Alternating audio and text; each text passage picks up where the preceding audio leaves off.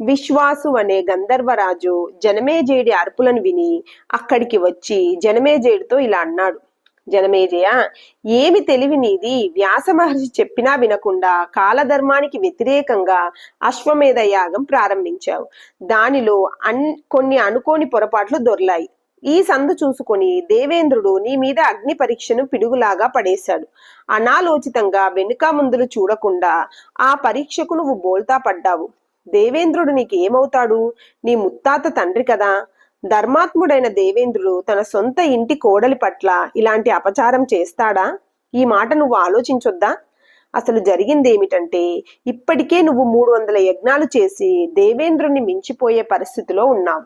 నీకు అలాంటి యోగ్యత ఉందా లేదా అని దేవేంద్రుడు 1000 కళ్ళతో పరిశీలిస్తున్నాడు. ఇంతలో నీ అశ్వమేధంలో ఒక సందు దొరికింది.